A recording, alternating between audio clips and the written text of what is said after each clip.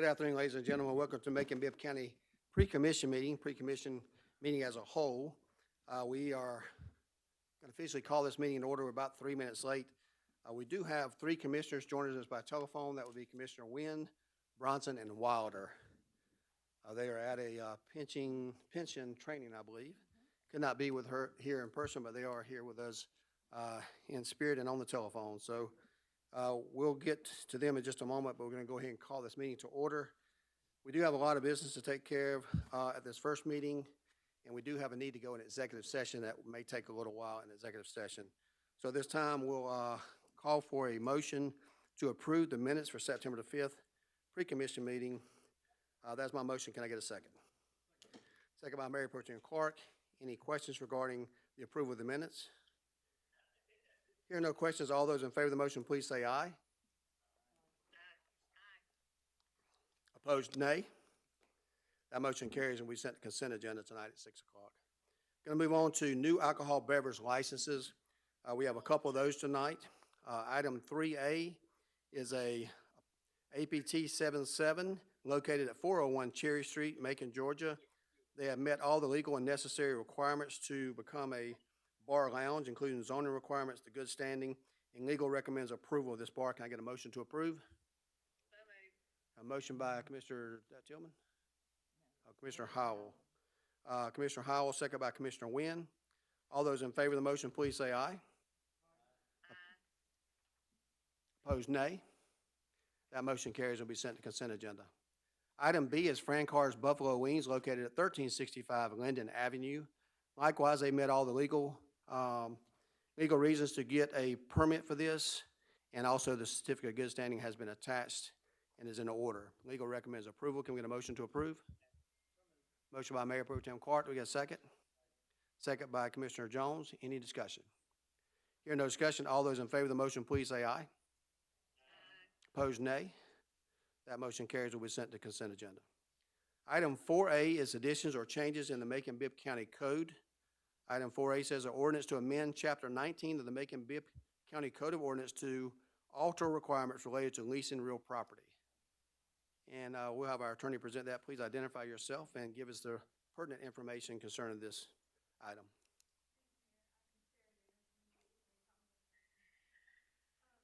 Main change is this is going to be a change to the procurement code. The reason for the change is to make it easier for our airport manager who's here today to lease some real property at the airport without having to come to commission. So the new requirement under the change is that anything less than $24,000 in a calendar year would not get a commission. He could lease that out just with mayor's approval. And so that's the main change. It also applies to every other county property, but we are also subject to state law requirements for the other properties. So it won't come up as often on other properties. It's mainly for these airport properties. In my understanding, we have a lot of airport hangars that we'll have in our control since we're going to be taking over that operation there. They come up at an infrequent amount of time, and we don't have to wait a month or so to get these things done. So we're giving the authority for our airport manager to do these leases as long as it doesn't exceed $24,000 in a 12-month period of time. So this time I'd like to make a motion for approval. Do we have a second? Second by Commissioner Jones. Commissioner Watkins, you got a question, sir? I was curious, how many bays are available at the location?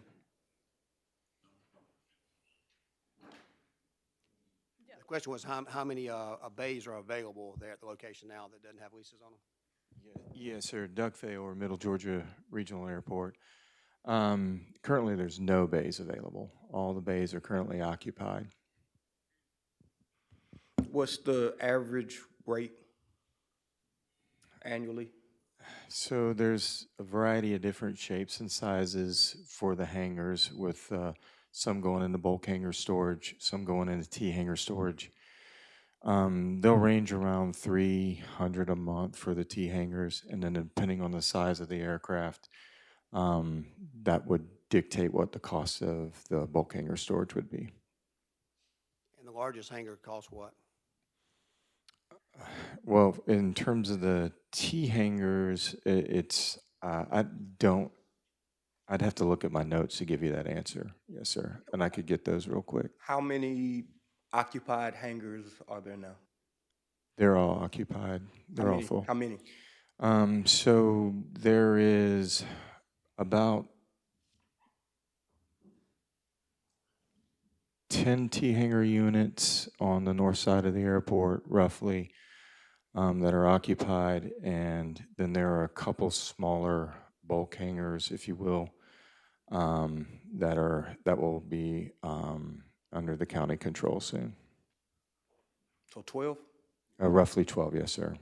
I would double check my numbers on that, but I believe so. And it seems like maybe those 2 bulk hangars would qualify for what we're being asked to exempt today, because the T hangars sound larger than 2,000 a month. Am I tracking correctly? I'm not sure I understand the question, sir. I apologize. How many hangars do you think would fall under the $24,000 a year? Well, potentially they all could, depending on what the market rate is bearing at the time. With the exception of the bulk hangers, I wouldn't see them going below $200 a month. So yeah, so So current market rate, 2 hangars could qualify for this? no, Exemption? the number is Or is it the other way correct me, around? is 24,000. Yeah. So majority of those hangars would qualify for this. So that would be the 10 bulk hangars would be would come in less than 24,000 a year. Oh, okay, I misunderstood. It's 10 bulk hangars and 2 T hangars? Or? I'm sorry, 10 T hangars and 2 bulk hangars. I may have misspoke. Okay, okay. Yes, sir. And the T hangars are the less expensive of the? Yes, sir. They're Okay, individual units. Yes, sir. Okay, I misunderstood. Okay. Mr. Thank you. Howell? Well, I was just going to add to what you were saying, that some of the hangars out there are privately owned, but we hold a land lease on. So a lot of the buildings that you might see out there is not necessarily we don't rent the building, we just rent the ground under it. There are some of those. Yes, sir. That is correct. Thank you, Commissioner Howell. This time, we do have a motion and second. If there's no further questions, we'll call for the vote. All those in favor of the motion, please say aye. Opposed, nay. That motion carries to be sent to consent agenda. Item 5A is a change to the organizational chart, since we're talking about the airport there. This is an ordinance to authorize a budget amendment to reflect expected revenue and appropriate sums for the operation of the fixed base operator, FBO, at the Middle Georgia Regional Airport to amend the Macon-Bibb County organizational chart to add multiple positions to the airport department. And I'll let you start there, Mr. Farrell. If you mind telling us a little bit about this need for the change the organizational chart and what we've been doing over the last couple of months, and then I'll let them ask you any questions, and our attorney can chime in at any time. Yes, sir. As you may be aware, an FBO plays a very important part at an airport. They will touch every aeronautical tenant that we have in terms of service, and they also play an important role in development of the airport. Any prospective tenants or prospects that come looking to do business at the airport are not only going to have to negotiate with the county, but also with the FBO as it stands now. Considering the investment the county has placed into the airport and its infrastructure, it's very beneficial for the county to have oversight of the FBO as we develop it and oversee how our investment is being handled and managed. So with that said, as part of the FBO purchase, there were a number of employees that wanted to stay at the FBO and continue to work. Those employees were offered positions, and those are reflected on the organization chart that you see, which would become county employees. Okay, Commissioner Howell? Just out of curiosity, are we retaining most all of the employees? Yes, sir. All of the employees were offered positions, and everyone except 2 accepted the positions. And are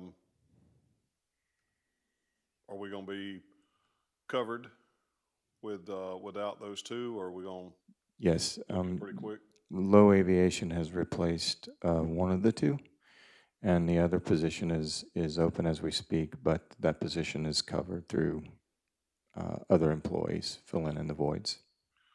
The other thing, when I looked through this, I didn't see, and just for my satisfaction, I know that there are a certain amount of, required equipment, uh, fuel trucks, that kind of stuff. Is that covered in this? I just missed it. Are we covered on that? Day one, we ready to go? Yes, sir. There was an equipment list included, which includes crew cars, fuel, one of the fuel trucks. The other fuel trucks are part of the fueling contract, which there's 4 additional trucks that are basically leased at no price to the FBO. Okay, so what's out there now, we will retain. We didn't have to buy a new truck, so we're just taking over what's there. Yes, sir, that's correct. But, thanks, that's good. Commissioner Howell. This time I entertain a motion for approval. Motion by Commissioner Howell. Do we have a second? Second by Commissioner Jones. All those in favor of the motion, please say aye. Opposed, nay. That motion carries and will be sent to consent agenda. The next item 5B, is the ordinance to amend the Macon-Bibb County organizational chart to add the position of Transportation Safety Manager to the Engineering Department. As you know, through the Pedestrian Safety Review Board, they've been going on for quite some time, trying to get a description of a position, who is going to pay for that position, and also the job duties of that position. So what we have decided to do, because they're taking too long, and this is an important position, and I hate that Commissioner Lucas is not with us right now, but this is something she's been advocating for, is the Transportation Safety Manager, to make sure that we take pedestrian safety serious, and we're having somebody to kind of organize and run that whole department. We've agreed to do that out of the funds that we place in the budget to hire this position, and I think that is being posted right now as we speak. And this adds that to the organizational chart, and the funding associated with that would be delegated. So this time, we wanted to bring that forward to you for that position. If there's any questions, I'll have you ask our attorney any further questions in that regard. If not any questions, we'll entertain a motion for approval. Motion by Commissioner Wynn. Do we have a second? Second by Mayor Pro Tem Clark. All those in favor of the motion, please say aye. Opposed, nay. That motion carries and will be sent to consent agenda. Going to move on to supplemental appropriation. This is 6A, a ordinance of the Macon-Bibb County Commission to authorize a supplemental appropriation of $620,884.15 from general fund balance to the LMIG/GDOT grant funds account, road work line item, for the purpose of supplementing the roads list for deep patch asphalt resurfacing project. That's a lot of information to say that we looked at the roads and heard your conversations last week. We had only budgeted approximately $2.5 million to do those roads lists. It came out substantially more. We cut those roads. A couple of commissioners asked questions about why we cutting those roads. So what we decided to do is go back, add all those roads back to it for a total sum of $620,000 and some change. And this is the reason for a supplemental, to add those 24 roads back to that. We do have some folks from engineering tonight to answer any questions you may have in that regard. And I know there's been some email questions before. So Commissioner Watkins has a question, and I'll ask someone to come up to the microphone to answer those questions. We'll start with Dr. Moffitt, but we do have our engineering team here as well. Commissioner Watkins, your question, sir? Yes, sir. So, and it's like I'm starting in the middle, but earlier the question was asked, when it comes to our severely graded road, graded on a 1 to 5 scale that we did with Ropetronics, how many miles of road, I guess, was surveyed, and I understood that to be like 1,200. And from that, the question is, how much of our roads was considered severely damaged, graded 4 through 5? And I guess I got the email from you, and it says that that was a total of 10 miles, 10.85 miles? Yes, sir. Okay. And so that sounds like a real small number out of 1,200 roads to a Macon night that travels the roads. And It's not 1,200 roads. I want to be clear. It's a little bit under 1,200 miles of roads. yeah, I thought that's what I said. I'm sorry. Yeah, and I'm trying to speak in, instead of segments, trying to speak in the same distance, so miles is what I was using. But I know in another document that was shared in the map that's online, it looked like 45 miles of survey roads were graded 4 and above. So I was wondering, first, could you explain the difference between the 45 and the 10. All right. In explaining that, remember, in robotics, there's segments that were 10 feet segments. So you have numerous segments of fours and fives. When we go back to pave a road, we go from intersection to intersection because we get more efficiency in doing that. It'd be very difficult just to go pave 10 feet of road at a time. So when you look at that, that's, I believe, where some of the confusion comes in, that on average, majority of our roads throughout the county rate around a 3.2, 2.7. 2.7, I apologize, 2.7. So that's kind of where I believe. And you've done this, there is a difference in your mind in mileage, miles of road, intersection to intersection, and distance, and I guess segments. Yes. All of these are different things. Right. Okay, and I know from here on this document, we're using the phrase miles. There are 10.85 miles of roads using the intersection to intersection method. Correct. But For those roads, intersections, that once we do the whole road, that became a grade of 4 or 5. When you go Okay. intersection to intersection. Okay. Now, you may have other 4s and 5 segments on other roads that may grade a 2, but they have a 1 segment on there that's a 5. And I think that's where some of the confusion comes in, that we're not able to, or we at this time are not doing those roads, but we are trying to address how we come back and patch those segments, or whether it's a pothole or a patch. But right now, all roads that were intersections that were 4 or 5 have been covered. Okay. And so, is your opinion that I shouldn't be able to do anything to find a 4 or 5 that's not covered? A road intersection to intersection. The ones that were graded intersection to intersection that have a grade higher of a 4 or 5, yes. Okay. So, and I guess what you're saying, what I'm looking at is a segment and not an intersection? Because Correct. we agree that, like, from my mind, there are 30 miles of road that after we get through with this, Correct. that would not be touched, that would still be damaged. Is that a correct thought, or no? Yes, there are going to be certain roads that have bad patches in them, but the overall road itself has good condition. So we are going back looking at how we can patch those roads or pave over them, or at a later date maybe pave that intersection. Okay, so just using the word miles, we can agree that after we get through with these 10 miles of roads that we're patching, that there will be another 30 miles of roads that are still graded 4 or 5, that, no, all the roads will be better. There will be a certain amount of 4 and 5 segments that if you were to add them cumulatively across the county, that is the amount that you're coming up in your head. But when we talk about intersection to intersection, you have roads that are good, but they may have a bad spot on them. Okay. So when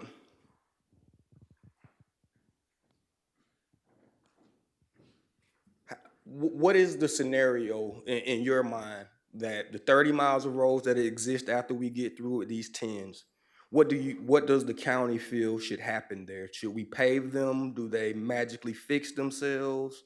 Or what's there? If I understand your notes correctly, that's about 36,000 patches. And if you were to do 36,000 patches at $2,500 a patch, that's almost $92 million. So we are systematically looking at the worst patched roads out there, or the worst Wait a minute.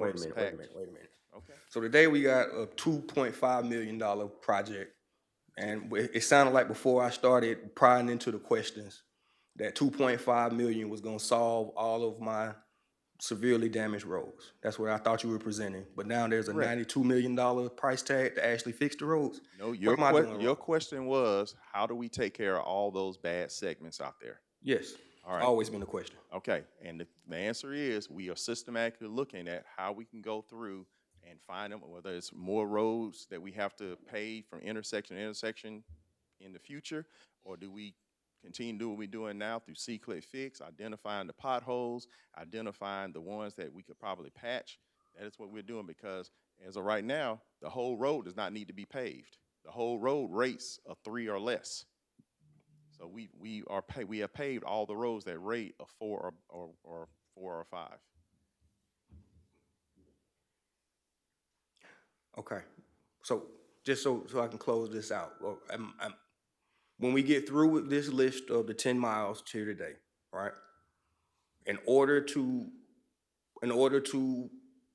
again address the remaining, which seems to be 30 something miles, the solution would be, or is there a solution, or is that Yes, we're continuing to look at the potholes, the roads that need repair, patching. We're continuing to do that. Yes, that is our solution. We are continuing to move forward. but no one is confused. I don't need to be confused that we all are aware that the 10 miles that are on this 20 to 24 list only cover a third of what's damaged in our streets. Or excuse me, a quarter. They're 40 miles, and this is covering about 10. If that's the percentage, but really the percentage came down to, out of all our roads, from intersection to intersection, it was about 10% of our roads that were graded a 4 or 5. Okay, so 10%. So today, in our current plan, of that 10%, how much of that are we addressing? 10%. So there's 10% damaged, and we're fixing 10%. Correct. So 100% of our streets would be smooth sailing. Correct. Well, no, 100% of our streets that were graded a 4 or 5 would be smooth sailing. So there would be no more streets in our city. Only the worst street in our city would be a 3. That's Or correct. the red. I'm in the right place. The red. Yes. And I said street, but the same would apply to segment and intersection to intersection. What I'm referring to as a street is intersection. Okay. All right. So there will be no more intersections in our street in our city graded worse than a 3 once we accomplish this. Correct. All 4s and 5s, intersection, have been addressed. Okay. Okay. All right. So it doesn't look like that to me on paper, but you're a professional. You're saying that it's going to be fixed. I don't quite understand the segments and the intersections still today, but I'm taking you at your word that we've now fixed all of the intersections. I shouldn't have a pothole in Macon. No, That is not true. That's I think not what we're saying. we're not comparing apples with apples. Let me try to clear it up. What you're looking at, if you take a street, and you can take any street you want to, let's just say Log Cabin. Log Cabin may be 5 miles long. The average for Log Cabin is 2.5. That's the average grade. So it doesn't equal a 4 or 5. You may have one segment from here to Dr. Moffett there that may be a 5. That's not getting addressed here. If you say, is all of our problems? No, that particular part's not getting that. Every road that grades an average of 405, the entire road from from intersection to intersection, will at the completion of this program no longer be a 4 or 5. We will take care of all those roads. We will not take care of all the 4s and 5s that are just segments of a road that may be a bad pothole or something out of this particular road paving project. Neither could we afford to do that ever. What we have tried to do is try to do a professional paving company to address those roads and segments so that Log Cabin still gets those 4s and 5 bad spots fixed for a lesser amount, but you don't pay the entire Log Cabin, which will use up about $5 million just on itself. So Dr. Moffitt's talking about roads from intersection to intersection, telling you the total average is 4 or 5. You keep going back to all those bad spots that we call in segments, which are bad spots in a road that may grade out at 3 or less. So our average in our entire county right now is 2.70 for the entire county on our roads, which is better than average. But we do have almost 1,100 miles of road in Bibb County. And the costs are about $350,000, I think, or somewhere around that number to pave a mile of road. So just to clarify, so when I think about Log Cabin, I think about I would assume in the way that the data reads is that Log Cabin is nowhere qualified as just one long street. It's, again, several intersections and segments, like Log Cabin to Etna, Log Cabin to Mercer University makes up a segment, and then that segment is graded however it was graded, which, again, it seems like an intersection. To intersection to intersection. Without having the information in front of me, if we're going to use that example, then I would say that none of those segments rated a 4 or 5. Okay.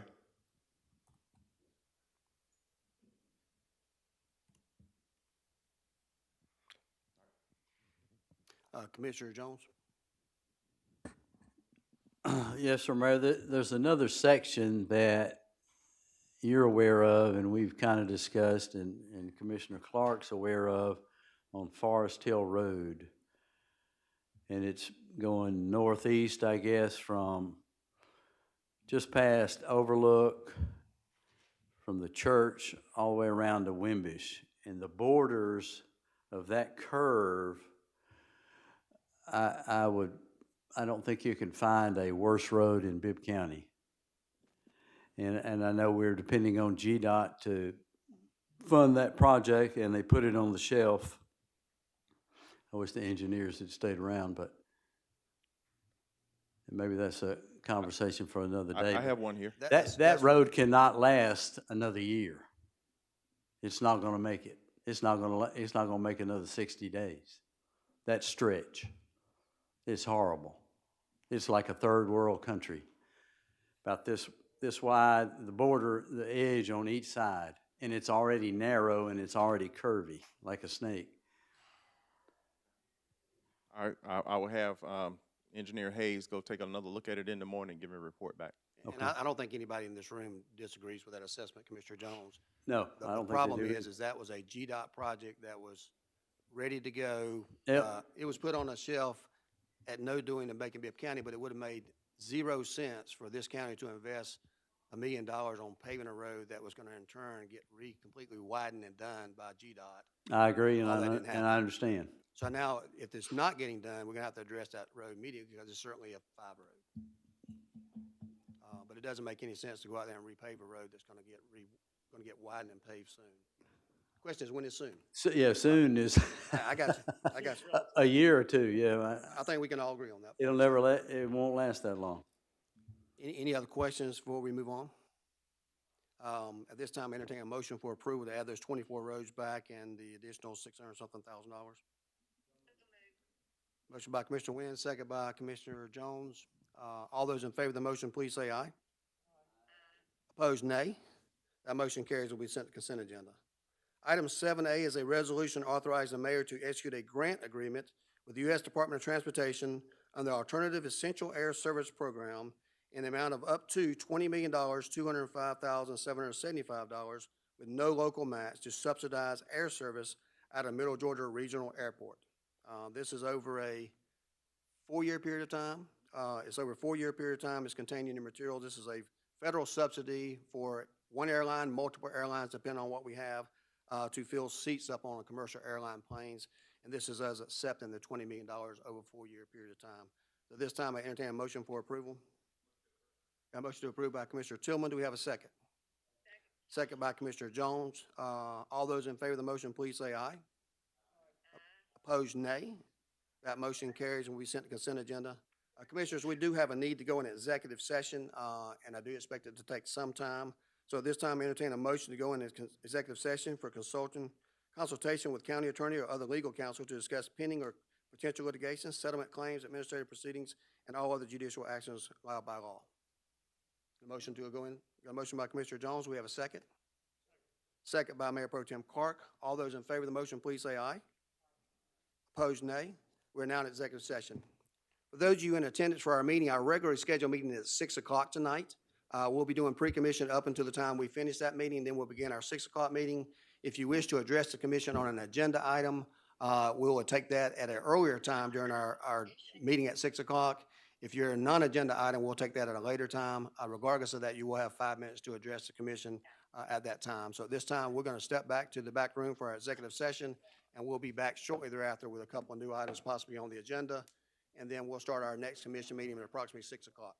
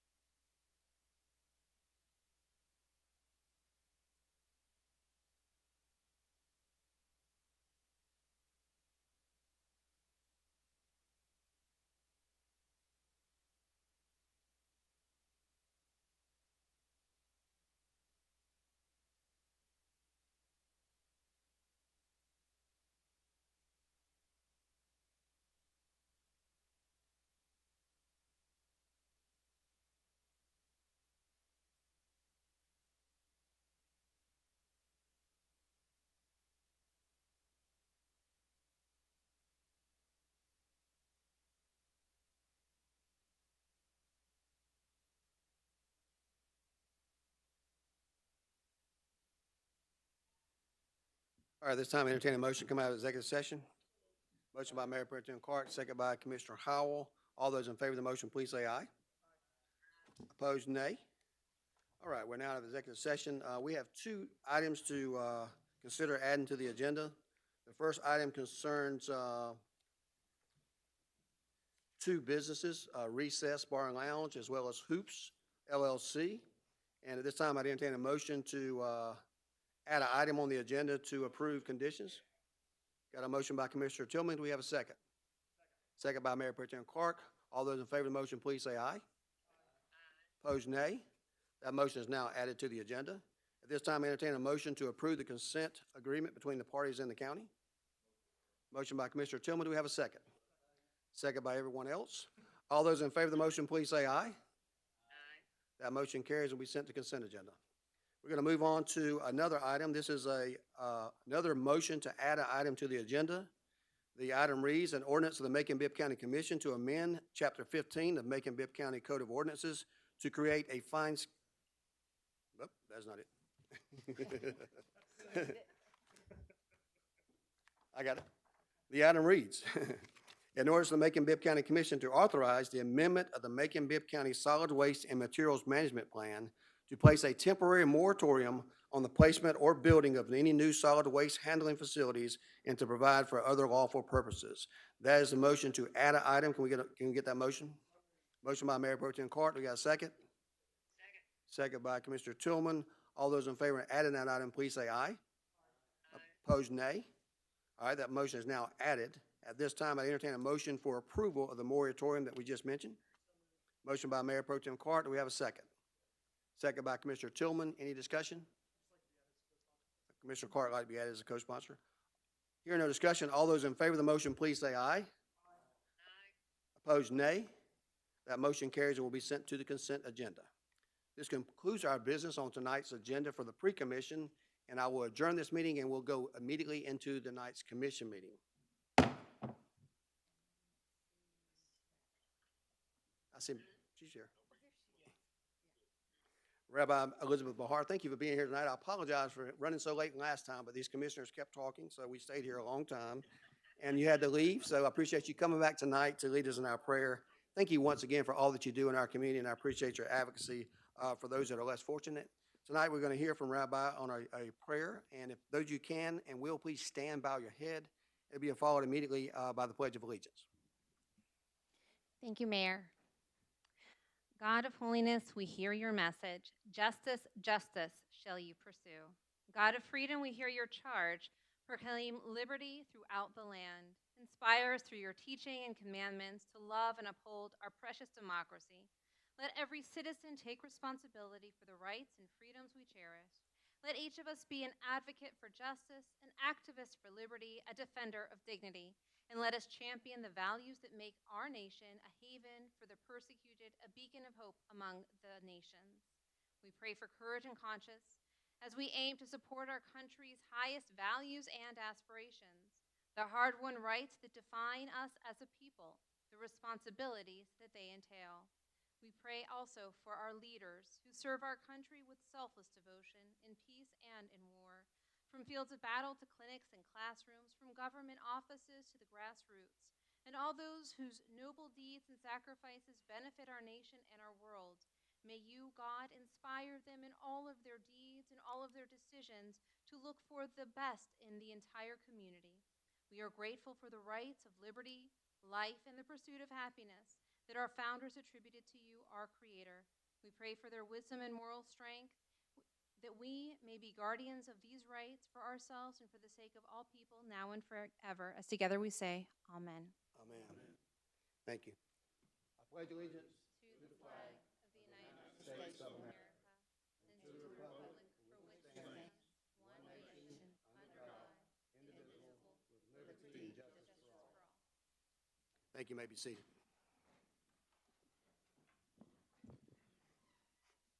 Again, today is September the 19th, 2023, and we're now beginning our Board of Commissioners regular meeting. At this time, we will, I'm not aware of any announcements or presentations, which is very rare, but we do need to get a motion to approve the minutes from the September 5th, 2023 regular commission meeting. Can I get a motion to approve? Motion by Commissioner Howell, second by Mayor Pro Tem Clark. All those in favor of the motion, please say aye. Opposed, nay. That motion carries. We have several people who signed up to talk. We'll take those that signed up on agenda items. I'm not sure, okay. We don't have any on agenda items, so we'll take you when we get down to the non-agenda items. We do want to have one item of old business. That item of old business relates to a discussion we had earlier in pre-commission. This is a floor amendment, a resolution of the Macon-Bibb County Commission to authorize the mayor to execute an independent contractor agreement with Reeves Construction Company in amount of $3,055,786.15 for deep patch asphalt resurfacing projects to be paid from funds previously appropriated to the LMIG GDOT grant funds account. That's adding the additional roads that we took off before with some additional fundings. That's my motion. Can I get a second? Second by Commissioner Howell. Any discussion? Hearing no discussion, all those in favor of the motion, please say aye. Opposed, nay. That motion carries. We're going to move on now to new business, and we have consent agenda. Previously, it was A through M, but we added two additional items. One is the conditions with two businesses, Recess and Hoops, and the second on the agenda will be the O, and that is the moratorium on solid waste management and materials plan. At this time, I entertain a motion to approve the consent agenda A through O. Get a motion by Commissioner Howell, second by Commissioner Tillman. All those in favor of the motion, please say aye. Opposed, nay. That motion carries unanimously. Thank you very much. We do have public comments on non-agenda items, and we have at least three, I believe, signed up to speak. And first, I'll call Ms. Diane Studstill. And this is about apartment leases, speed breakers, and ditches.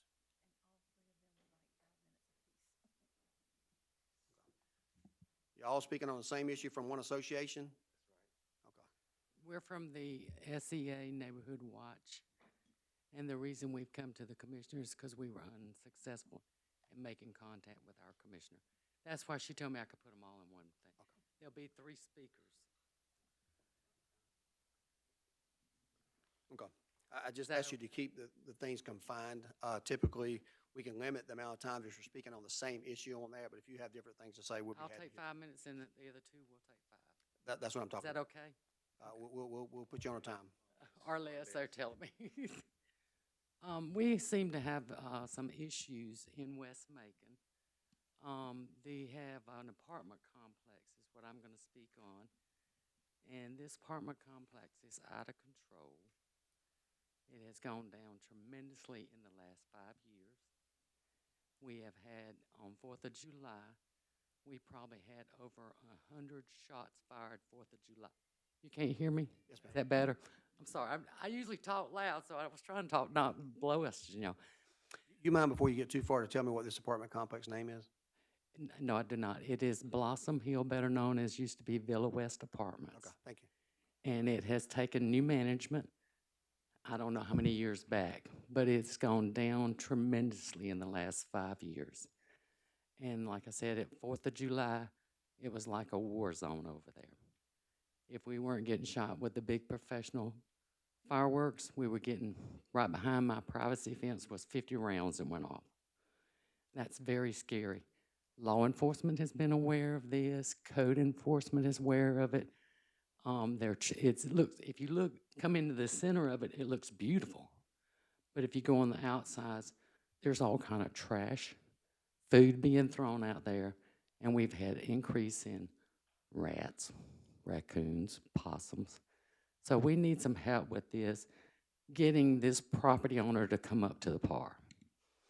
And that's my biggest one. Thank you for that information. Who's next, if you don't mind saying your name, please? No, the next people. I don't have all the names on here that I can read. Good evening, Charles Smith.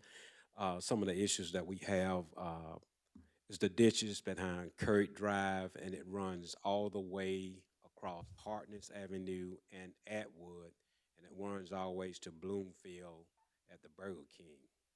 And we also have some road issues from Carlo Drive all the way around to Curry Drive and Atwood Drive. The roads are just tore up. I mean, we got sinkholes and everything in there, and we need to address those issues as soon as possible, if all possible. Thank you, sir. And we have contacted them. Good evening. Good My evening. name is Doc French. We have issues in our neighborhood, Atwood and Center Hill. We requested and we asked for speed bumps, but this been 2, maybe 3, 4 years ago. And every time we address it, we come to a dead end. So we here to ask our commissioner to help us to get some speed bumps or some kind of ordinance of speeders. We at night we hear speeders all time of night. During the day, the children can't even play in the streets like they normally would because the speeders are coming through. So that's what we're here to address. So to get either speed bumps or ask someone to come out and assess the situation that we're having in our neighborhood. Thank you. Thank you. Thank you for being here. We don't generally have conversations back and forth, but just let me tell you a couple of things, not to have a conversation. But I think there'll be some action that happen on the apartment complex. We have been in litigations with Green Meadows. We certainly crossing our T's and dotting our I's. So you'll see some action on that in the very near future. We've been pretty aggressive on doing that, but it takes a while to build a case. We discussed the roads program earlier tonight, and I've had them to check and see if those roads are included and where they rank at on that situation. And we do have a department that handles traffic calming and doing those traffic studies. It doesn't mean it's going to happen just because they do a study, but we'll make sure one happens to see what the reasons that they couldn't get a study done for on that. Nigel has already been out. and did Reminded the today study. from Commissioner Howell that Atwood Circle and Carlo Avenue are both on our road paving that just began this last week, so you should have some news on that soon. So thank y'all for being here tonight, and please don't hesitate to reach back out by email to follow up with me. Thank you. Y'all all for listening. Next, we have Wade Horton and Jackie Glover wants to talk about Transit Authority update.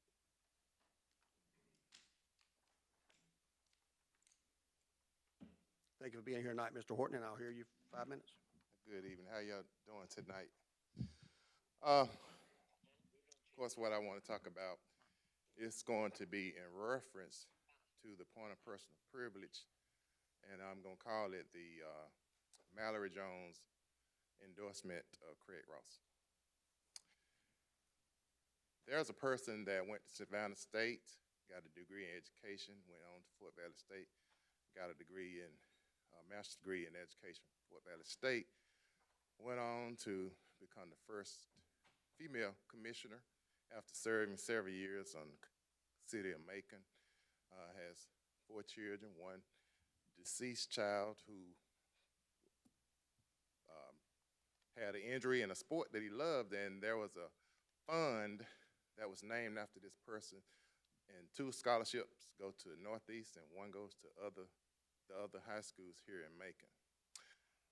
I say all that to say, I did not need a report to talk about someone that I knew, because I know a lot about this person, and I don't have enough time to tell you the other stuff I know about this person, but I know a lot about it, so I don't need that. There was a lot of things that was said in a letter, and I'm gonna be honest, a lot of it was taken really out of context, and I would not be addressing all of it tonight. It's gonna take me probably several visits to address everything in its totality. But I will do that because I think it's necessary, and a lot of things that I'm going to address is stuff that has happened that I had no intentions of talking about at this time. You know, I'm always led by the Spirit, and some things I have wanted to say and had planned to say, but when you get up here, God take it another different way, and you know, I'm a yield to that. In that letter, it talked about Mr. Craig Ross being a nice person, and I'm sure he is. But what good is it being nice to people that you like when you're not nice to everybody? That's Bible. We have to be nice to everybody. We have not come down here attacking anyone's personal character. We have come down here talking about issues that we think are inappropriate. We have come down here talking about issues of someone's qualification. And I think that's fair game when you are running a system that we speak on your qualifications. We have not attacked anyone. Now, one qualification that the Mallory Jones endorsement letter to Craig Ross said is that his years of service at SunTrust Bank is why he's qualified to be the Transit Authority's CEO. I would say that his years of service to SunTrust Bank will offer his qualifications if he applied for the job of CFO, not CEO. Sir. Now, I don't know the correlation between that being a prerequisite. I do know this. I know that in the past, when the Transit Authority have hired CEOs, they have had the top CEOs in the paper. The five top people that they choose are in the paper. That did not happen this time. And you might ask yourself, why did this not happen? Maybe because there's no experience in transportation. There are some of you guys who serve on different boards, health department boards, but I don't want you taking my blood pressure and giving me medications because you're not qualified. You're qualified to be on that board, but you're not qualified to do the work that the people who work in that department has been trained to do. So my rebuttal to that is, I want you to be clear, we do not attack people. Now, if you're doing something, then you should not be afraid to let people know what you're doing. The only reason that we are being attacked, well, not attacked, but the only reason that you're rebutting what we're saying in a letter is because you're not happy that we're coming down here and exposing a lot of things that should be exposed. Now, that letter that was written, or the Mallory Jones endorsement letter of Craig Ross, was out of the playbook because I was involved in a situation. 1 minute, can I get 1 minute to say this? No, sir, I'll let you finish that sentence there. Okay. I was involved in a situation in which I was taken off of paratransit because of a certain issue. And that letter, I'm going to end it right there because when that bell went off, I lost my train of thought. Okay. Thank you for Thank you, sir. Thank you for being here again tonight. Our final person to speak on a non-agenda item is Janet Miley, Brandon Braxton. Y'all doing this together? Jackie, she signed up too, sir. I signed up too. Are you signed up? Mm-hmm. Okay. Y'all signed the same form? Go ahead. Okay, I am here also to address what was said the last time. One thing that I realized that he talked about was about the people on the board being nice, which I don't know them. They probably are. But I figure a lot of that came about because of something I said. I feel like if you are on a board, you need to discuss things in the board meeting. Like y'all have a pre-meeting, but y'all don't come back and go over that. But see, with transit, you go in there and one person say, well, this, and this, and then we get another person that make a motion, and then they approve it. There's no discussion going on or anything. And what I got up to explain to people is, when you are on a board, if you agree to something and there's an issue with it, and the record come down, your minutes come down, and it shows that you approved it, and it's wrong, you stand liable for it. And the reason I did that, because I've had to do that with someone else. I did it because, you know, a lot of people don't realize, and this young lady, and I tell you, I told her, I say, if you don't agree with it, you should not say aye when it comes times to pass it. I say, because you can get caught up in it. And you know what happened? The feds came in and they gave them films to watch. And when she got through watching them films, She came back, found me, and she told me, thank you. Because people need to know, when you're on a board, you need to know what's happening.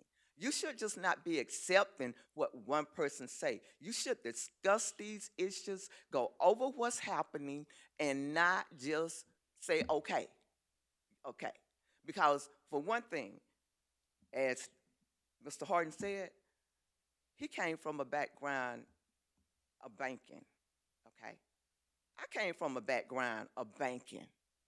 Okay, so if we are going that route, I qualify to be the CEO of Transit also. Okay. I've got an education and everything. So when you're looking at this stuff and you're not coming into the meetings and you're not hearing what's going on in the meetings, if you're gonna attack what someone is saying, or if you're gonna go against and try to set things up, you need to come into the meeting sometime.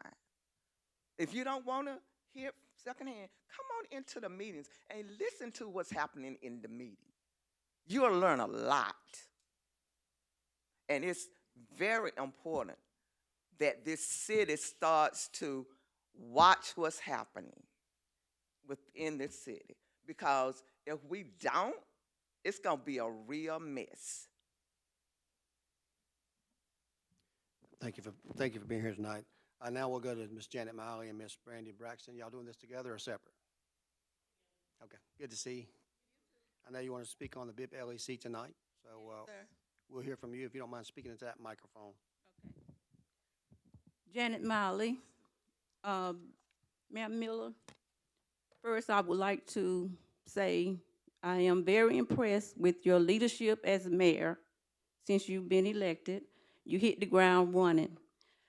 Now, with the LEC, on September the 8th, I contacted by text message at least 6 commissioners, and I have not heard from anyone.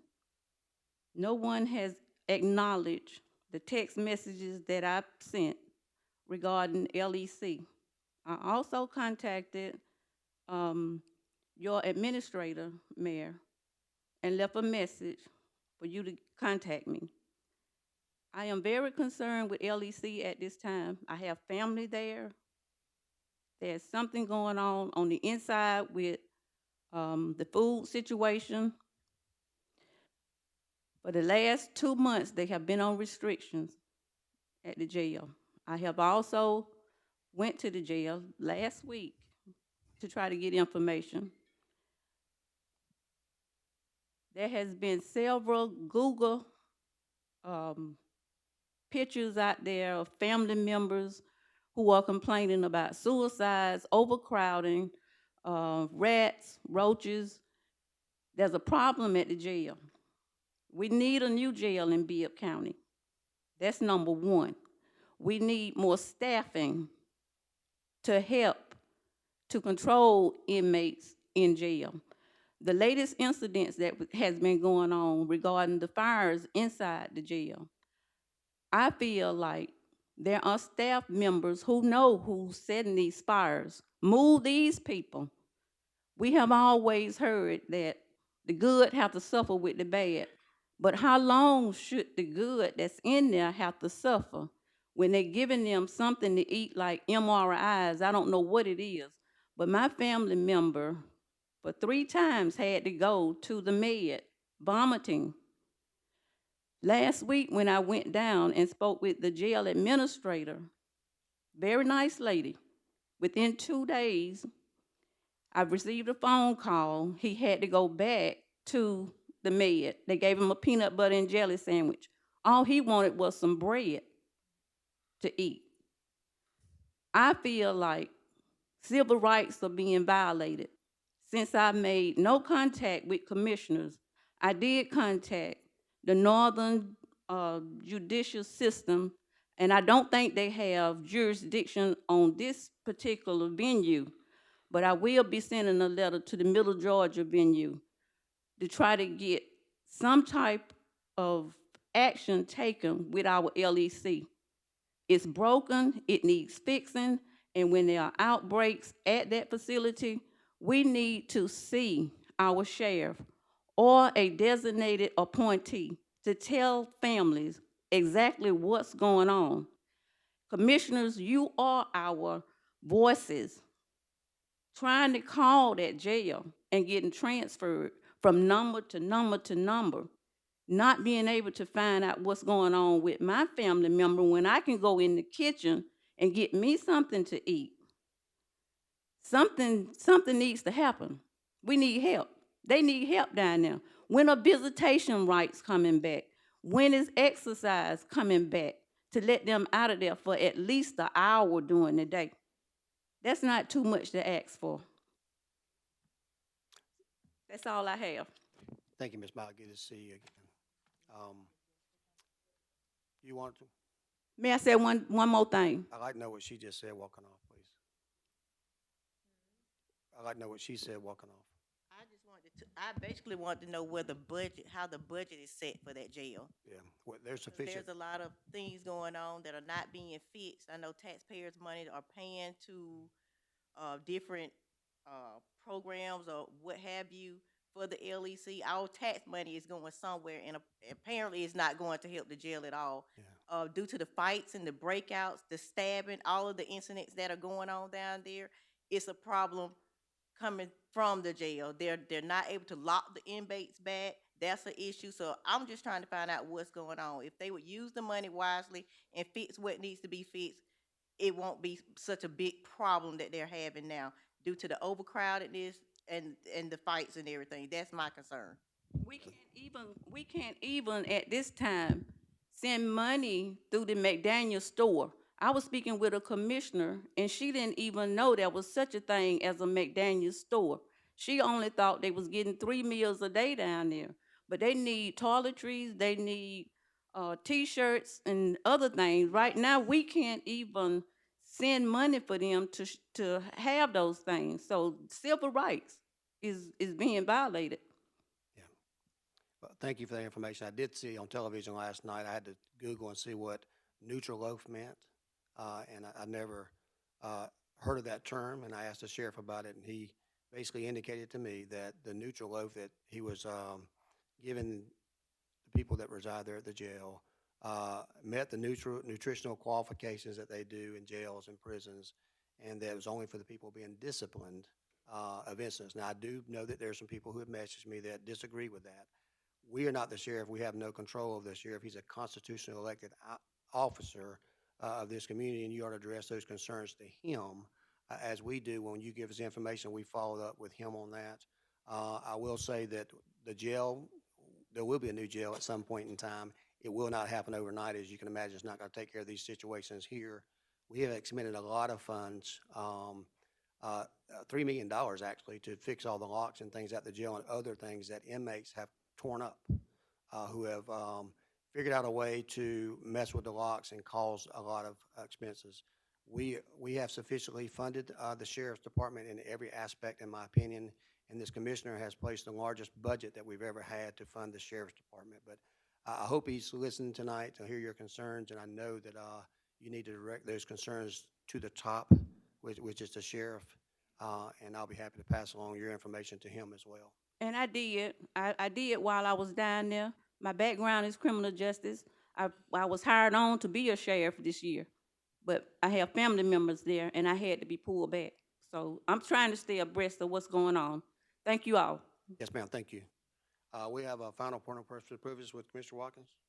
So I understand the sentiment in some ways that the sheriff is a constitutional officer and he doesn't directly work for the commission or the mayor, and we don't hire or fire him.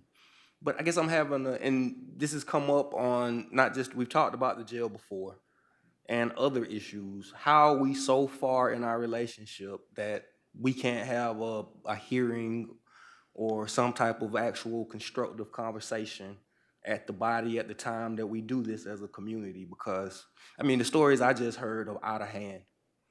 And from right now, our stance as a mayor and a legislative body is that we have absolutely no control.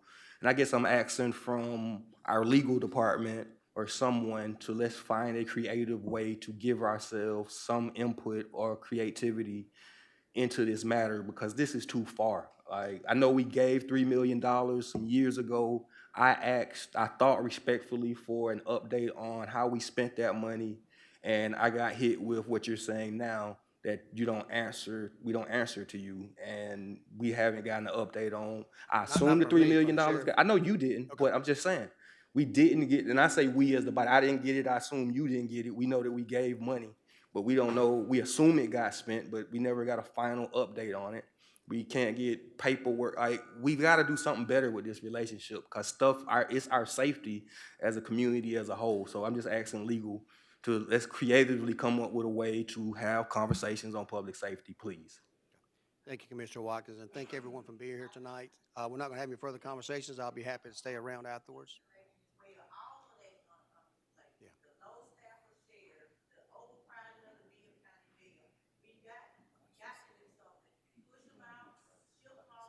Yeah.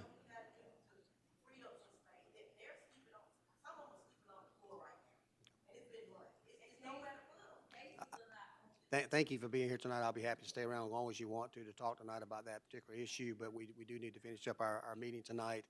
Those are sheriff issues that you need to address your concerns with him on those particular issues, and I'll be happy to arrange conversations if I can between you and he.